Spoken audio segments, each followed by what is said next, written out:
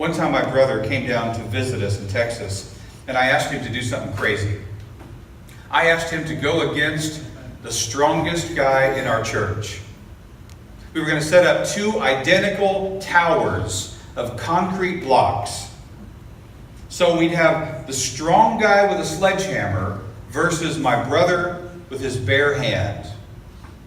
We were going to see who could break the most concrete blocks. Which one do you think was able to break the most of those blocks of concrete? Let's see.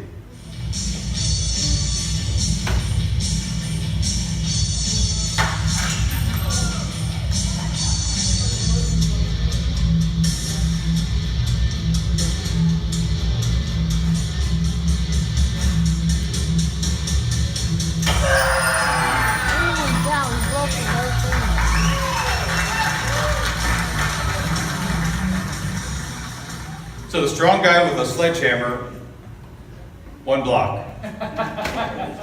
The well-trained ninja with his bare hand, 16. See, training is everything. And what I mean by training, listen, it's trusting the Lord, seeking the Lord, trusting the Lord by trusting His Word. See, that's how you're going to make it in this crazy world.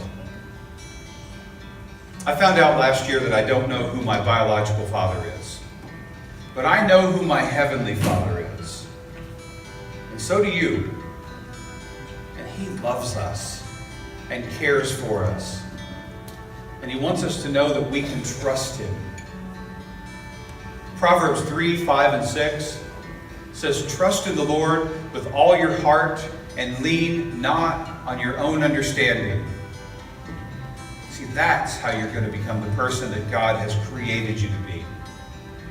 Whatever it is that God has in store for you, whatever He's put in your heart, you need to know that if you trust Him, you can't fail. You can't fail.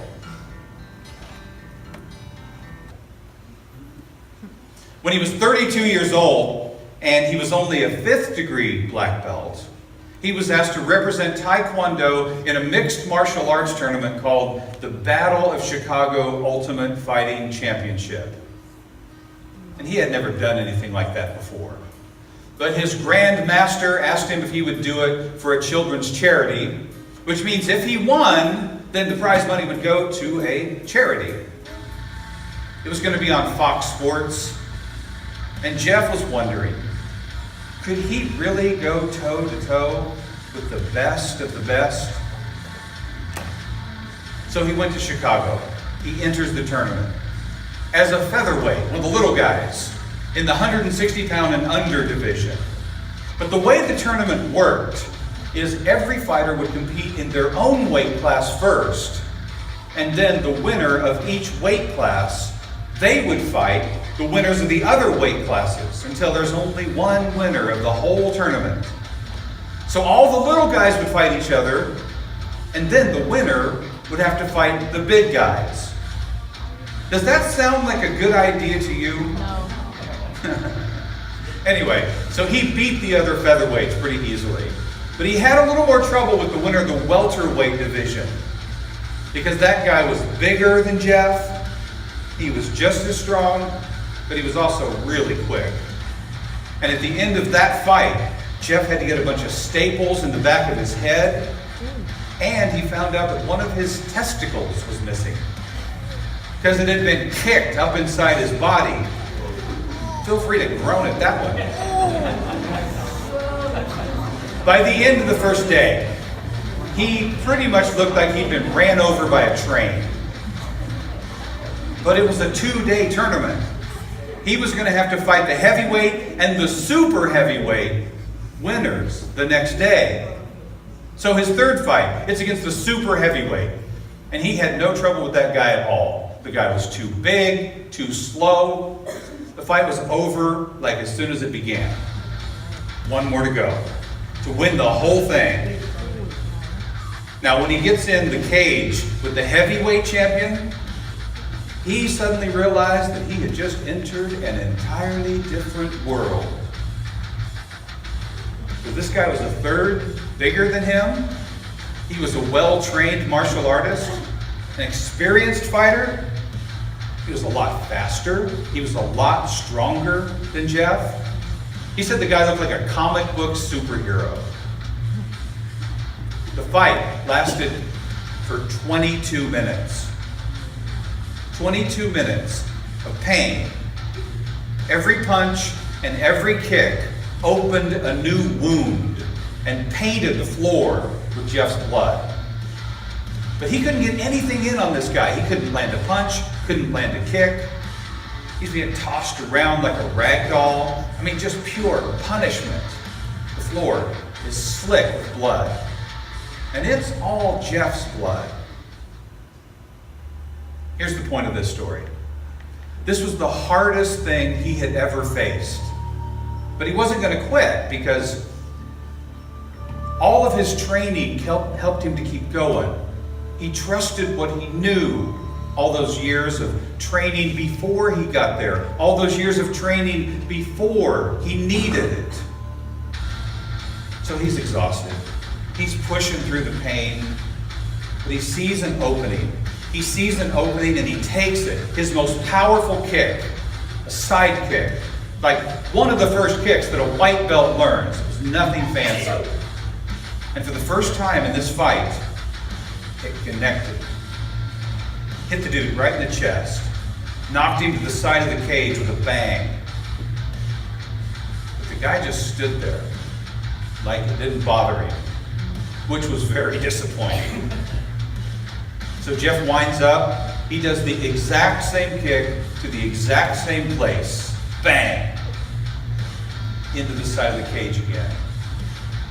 So 2 times now, he's landed his most powerful kick right in the guy's chest. And the big guy, he's like momentarily stunned. So Jeff jumps up, grabs him by his hair, and brings his face down to his knee. My brother lands hard on the floor and slides around in the blood, tries to move away from the guy's feet so he doesn't get kicked. Well, the big guy, he just kind of stands there for a second, and he stumbles, takes a few steps towards Jeff, and then falls to the mat on his face. So now they're both laying on the mat. And the ref, he leans down and he picks up Jeff by the wrist, picks him up, and he says, "You gotta be on your feet to win, buddy." So my brother had knocked the heavyweight out. The fight was over. But he said he could barely stand to raise his hand in victory. The ref is basically holding Jeff's arm in the air as the winner, keeping him from collapsing.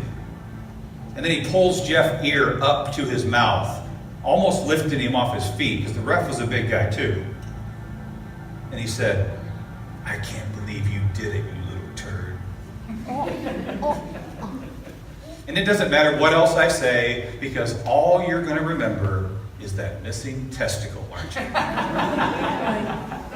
This was the only tournament that my brother ever went in. He never did this kind of thing again, but he left with over 40 staples in the back of his head, with loose teeth. He peed blood for 2 weeks. He was finally able to get that testicle to pop back out by jumping up and landing on his heels a few times until it went back into place. Then he vomited. Feel free to groan, and you're welcome. So I'm very proud of my brother, obviously, and I'm telling you this story this morning to drive home this point. How important it is for us to get ready for the challenges that life is going to throw at us. Because it's the little things that are going to make the biggest difference. Like when we're really put to the test. Jeff didn't win that fight because he was stronger than the other guy, or quicker, or even better trained. He wasn't the better fighter. He won with the most basic kick he knew. He was just able to stay in the fight because of all the hours he had put in training. There's no shortcut to training. But we've all got insecurities. He's talking about me. Public speaking is something that terrifies most people. It should have terrified you a little more. See, the thing about coming up with a framework that makes sense to us is it helps us to succeed in spite of those insecurities. Oh yeah? How's that working for you, big guy?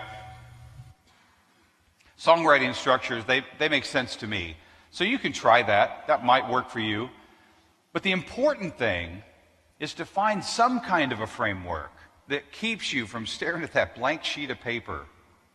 To have a plan for how you're going to build your talks, something that you keep using. Because every time you finish your plan, you're going to get better at it. See, the way to write one good song is to write 100 bad songs first. So, this is like talk number 67 for you then? The insecurities never go away. Everyone here knows more about this subject than you do. The critical inner voice, it walks up with me every time I do this. I'm very reliable like that. I like to think of mine as a mean girl. See, the critical voice, it says the worst things, and you're not going to be able to silence it.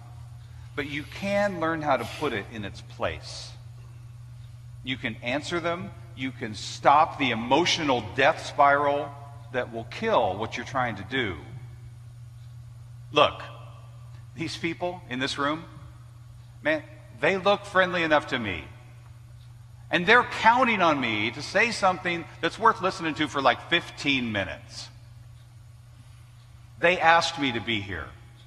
I'm perfectly qualified to talk about my personal process of how I write a presentation.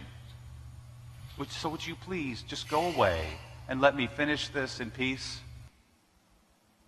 See, that guy, he's the hardest thing that I have to deal with when it comes to doing this. But anyway, that's how songwriting principles help me put together my talks.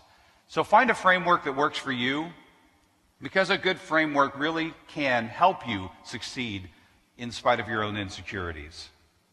And it can help you to say something that's easy to follow, easy to remember, something that will stick, something that's going to cut through the noise and help drive the message that you have home.